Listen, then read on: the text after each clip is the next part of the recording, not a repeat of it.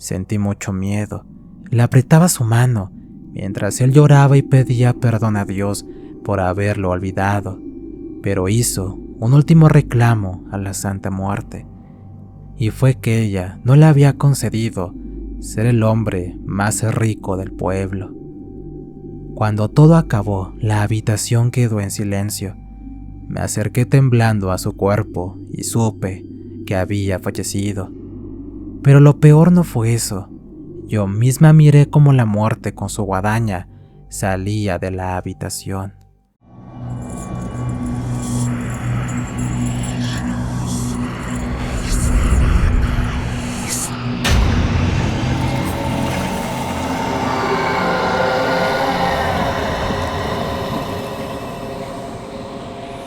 Relatos Paranormales Oficial.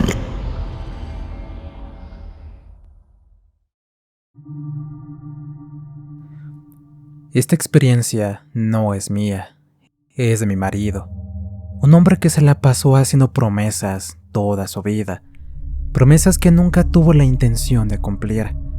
Pero lo que Javier no sabía, que a la Santa Muerte no es como hacerle promesas y ya después de haber recibido lo que pidió, es hacerse el tonto y no cumplirle. Buenas tardes a todos. Me llamo Rita Valladares. En un inicio no sabía cómo redactar esta historia. Los recuerdos de lo acontecido aún hacen que se me ponga la piel chinita y me recorra un escalofrío.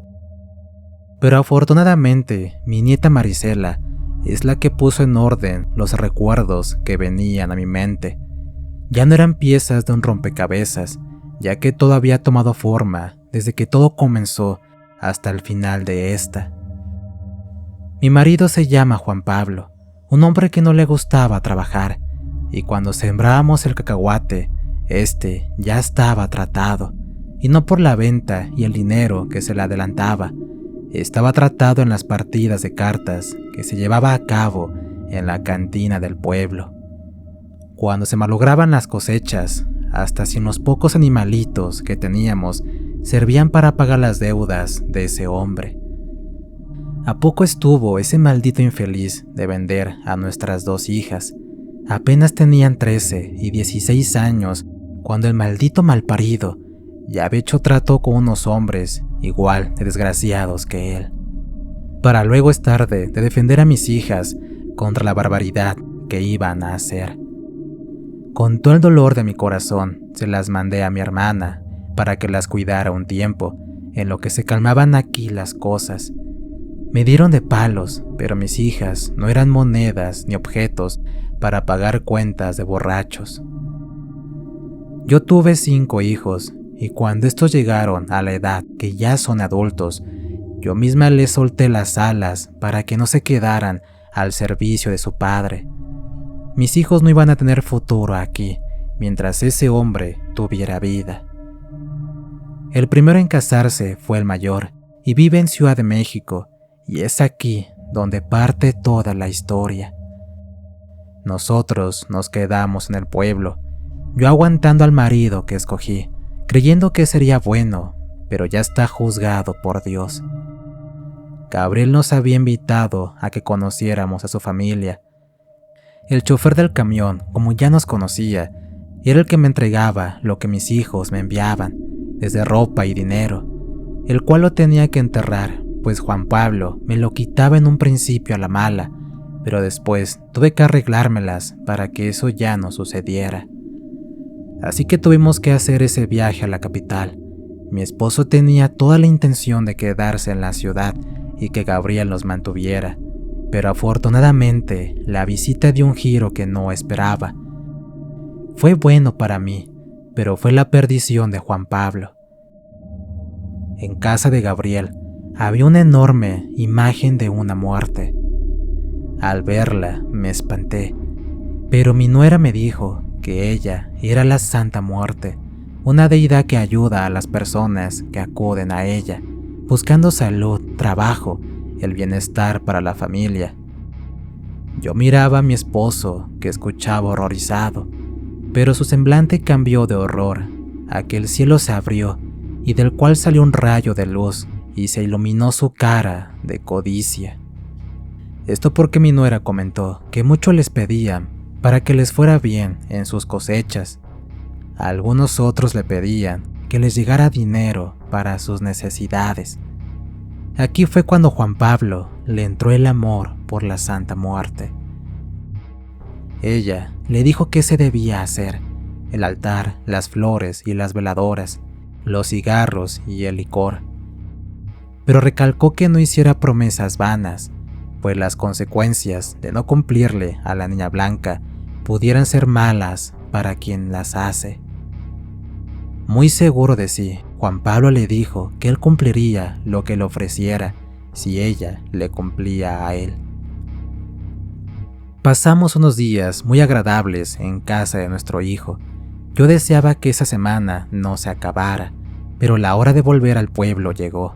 Pero antes de tomar el camión que nos llevaría a nuestro destino, mi nuera le entregó a Juan Pablo un pequeño bulto envuelto en papel periódico. Les dijo que dentro venían las indicaciones de cómo se debe hacer el altar y lo que se le podía prometer a la Santa Muerte. Yo no le vi buenas intenciones en el rostro de mi marido. Sabía que haría mal uso de esa imagen y no me equivoqué.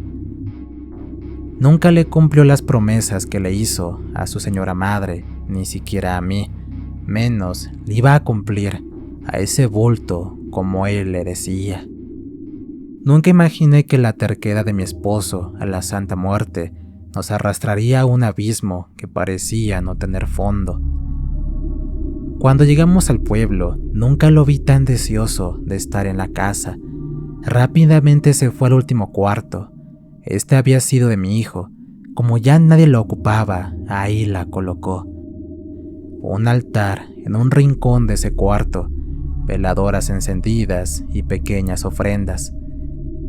«Es para que nos vaya bien», solía decirme mientras organizaba las flores marchitas o encendía alguna veladora que se apagaba o se terminaba. En un principio no le di mayor importancia, lo dejé ser. La vida, en efecto, comenzó a mejorar. Las deudas que nos ahogaban se saldaron rápidamente y su negocio con la siembra de cacahuates, que en muchas ocasiones nos había llevado al borde de la quiebra, floreció de forma inesperada. Cada día llegaban más clientes y con ellos el dinero fluía sin cesar. Yo debería haberme sentido agradecida, pero algo en esa repentina prosperidad sabía que era efímera. No se puede tener tanto sin pagar un precio. Con el tiempo, él se volvió más osado en sus peticiones. Ya no pedía únicamente por la estabilidad económica, quería poder, respeto y éxito ilimitado. Cada petición venía acompañada de una promesa, una ofrenda más grande, un sacrificio más significativo, pero conforme el éxito lo colmaba, él comenzó a olvidar esas promesas. Repentinamente comenzó a tener muchos amigos, ahijados por donde fuera. Comenzó a faltar por las noches, iba y dormía en casa de unas cualquiera, en rancho, en otro pueblo donde había feria. El altar, antes impecable, comenzó a descuidarse. Las veladoras permanecían apagadas durante días y las ofrendas se tornaron escasas. Las frutas se podrían. Los panes se les formaba un hongo, se echaba a perder todo. Ni cigarros ni licores tenía la pobre niña blanca. Yo se lo advertí, no juegues con lo que no prometes, pero él se limitaba a reír, seguro de que nada podría tocarlo. Ya hice mi parte, decía con soberbia, ella no necesita más. Una noche, cuando Juan Pablo andaba con sus amigos, quién sabe dónde, entré al cuarto donde estaba el altar, y no sé qué me impulsó a quitar todo lo echado a perder en el altar. No sé el motivo que me hizo hablar con ella, diciéndole que si sabía que no le iba a cumplir lo que le ofrecía, ¿por qué le había dado todo eso? Que ahora lo despilfarraba de manera que ni siquiera se acordaba de dejar un peso en la mesa para comer, menos a ella, que le había cumplido todo lo que Juan Pablo le había pedido. Me retiré de ahí, no sin antes darle las gracias por lo que a mí me había dado de lo mucho que a mi marido le dio. Pero debo aclararles que fue poco, como les dije. Nomás se vio con lo que le dio la Santa Muerte, que hasta de mí se olvidó. No pasó mucho tiempo después de que limpié el altar de la dama, cuando comenzaron los pequeños incidentes. Al principio eran cosas insignificantes. Objetos desaparecían de la casa y luego aparecían en el altar. Una noche, el espejo del baño amaneció roto sin ninguna explicación, y las fotos de la familia que estaban en la sala aparecieron con manchas oscuras que no se pudo limpiar. Mi marido atribuía todo a la casualidad, pero yo sabía que algo más estaba ocurriendo. Las pesadillas no tardaron en llegar. Cada noche lo veía revolverse entre las sábanas, murmurando palabras incomprensibles. A veces gritaba de desesperación. Su rostro, descompuesto por el miedo, sus ojos parecían salirse de su cara. Buscaba algo en la habitación, en cada rincón de la casa. Despertaba bañado en sudor y con los ojos desorbitados, pero nunca me contaba qué había soñado. Solamente repetía desesperado, que se vaya. El verdadero infierno comenzó una madrugada. Estaba profundamente dormida cuando me despertó un ruido ensordecedor. Al abrir los ojos, Juan Pablo no estaba en la cama. Se volvió a escuchar otro sonido y me di cuenta que venía del cuarto donde estaba el altar. Cuando fui a ver qué sucedía, ahí estaba de pie frente al altar, inmóvil, con las velas encendidas y una extraña sombra cubriendo su rostro. Intenté llamarlo, pero no respondió. Cuando me acerqué, vi que sus labios se movían rápidamente, como si estuviera rezando. Aunque no podía entender las palabras, la sombra en su rostro parecía viva. Tiempo después, cuando le conté esto a mi hijo Gabriel, me dijo que esa sombra que había visto era la muerte, porque desde esa noche su salud comenzó a empeorar. Un hombre que siempre había sido fuerte y lleno de energía, ahora caminaba encorvado, con la piel pálida y los ojos hundidos. Se quejaba de dolores constantes que ni el médico del pueblo pudo explicar. Le mandó a hacer análisis, pero todos los resultados eran de que Juan Pablo estaba bien. Sin embargo, nunca admitió que estaba siendo castigado. Yo sabía que era eso. La soberbia que lo había impulsado a incumplir sus promesas ahora lo mantenía en silencio, como si aceptar su error fuera peor que el sufrimiento, pero nunca aceptó que él era causante de lo que estaba sucediendo. Así como había llegado la prosperidad en su vida, pronto perdió todo lo que había ganado.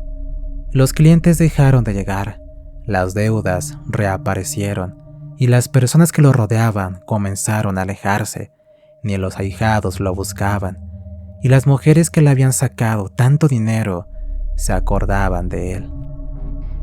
Incluso en su peor momento, cuando ya no podía levantarse de la cama, se negaba a encender una vela o a cumplir con las promesas olvidadas. Decía que la Santa Muerte se había olvidado de él. Yo le dije que había dejado de ponerle flores, veladoras y las frutas, e incluso el licor y cigarros, pero él comenzó a decir que le había cumplido a la Santa Muerte. Yo, molesta, le contesté que ella no merecía flores marchitas, vasos de veladoras ennegrecidos, frutas podridas. Pero aún así, él se negó en aceptarlo. Ni siquiera en su lecho de muerte pidió perdón a quienes le había fallado. La noche que Juan Pablo murió fue de la más aterradora de mi vida. Estaba sentada junto a su cama cuando sentí un frío indescriptible llenar la habitación. Las veladoras en el altar, que habían estado apagadas por semanas, se encendieron solas, proyectando sombras en las paredes. Él comenzó a gritar, un sonido desgarrador que parecía salir de lo más profundo de su ser. Su cuerpo se arqueó violentamente, como si algo invisible lo estuviera sujetando. Yo sostenía su mano mientras él me gritaba que no se la soltara, que la muerte había ido por él y se lo quería llevar. Sentí mucho miedo. Le apretaba su mano mientras él lloraba y pedía perdón a Dios por haberlo olvidado, pero hizo un último reclamo a la Santa Muerte, y fue que ella no le había concedido ser el hombre más rico del pueblo. Cuando todo acabó, la habitación quedó en silencio. Me acerqué temblando a su cuerpo y supe que había fallecido. Pero lo peor no fue eso. Yo misma miré cómo la muerte con su guadaña salía de la habitación. Volteé a ver a mi esposo y su expresión, congelada en el momento de su último aliento, reflejaba un miedo tan profundo que me persigue incluso ahora. Pero eso no terminó así nada más. Después de los novenarios de Juan Pablo, la casa se sentía extraña. En sueños mi esposo me decía que pusiera flores y veladoras en el altar de la Santa Muerte, cosa que me negué, pues él era devoto, no yo. No es que la Santa Muerte sea mala, pero yo desde el principio le tuve miedo y respeto. Por eso no le pedí ni le ofrecí nada. Pero el alma de mi marido no descansaba. Así que tuve que ir con el cura del pueblo. Le conté lo que había pasado. El padre me dijo que lo llevara a casa y le mostrara aquel altar. Cuando el padre entró, me dijo que el pedirle un favor a esa deidad no se debe tomar a la ligera, como lo había hecho mi esposo. Yo le pregunté si era cosa del diablo. Él me dijo que no, pero que la Iglesia Católica no la consideraba santa, pero que él respetaba lo que las personas hacían. Había escuchado que la Santa Muerte era milagrosa, pero él, como servidor de Dios, no podía aceptar esa doctrina. El padre le echó agua bendita a la imagen, así como a la casa. Me dijo que se la regresara a la persona que se le había regalado a mi marido. Para que Juan Pablo pudiera descansar, era necesario sacar esa imagen de ahí. Lo hice, le mandé la imagen a mi nuera, y créanlo o no, las cosas se tranquilizaron en mi hogar. Para mí esto fue una enseñanza muy grande. Yo soy devota de la Virgen de Guadalupe, y sé que la Santa Muerte no es mala, pues lo que se le ofrezca se le debe de cumplir. Vivo con el peso de saber que hay promesas que nunca deben romperse, y que cuando se trata de la Santa Muerte, no hay que olvidarse de lo que se promete. Mi esposo aprendió esta lección demasiado tarde, y yo vivo con el recuerdo de su olvido hacia ella. Yo espero que su alma haya encontrado algún tipo de paz, pero en el silencio de la noche, cuando el viento entra a través de las ventanas, siento que su tormento aún no ha acabado. Mi hijo Gabriel y su esposa, hasta la fecha, siguen siendo devotos de la Santa Muerte. Mis hijos varones viven en el pueblo y se hacen cargo de las pocas tierras que nos dejaron aquellos sinvergüenzas iguales a mi difunto marido.